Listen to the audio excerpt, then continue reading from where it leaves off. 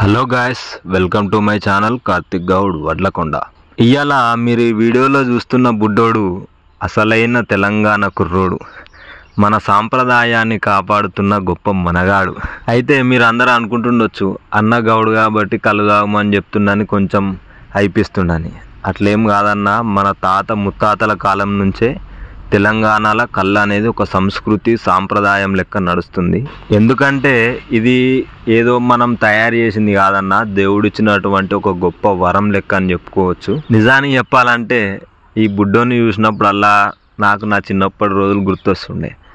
మా డాడీ ఒక అంకుల్కి వాడిక వస్తుండే అన్నట్టు. ఆయన నైట్ వస్తుండే ఇంటికి.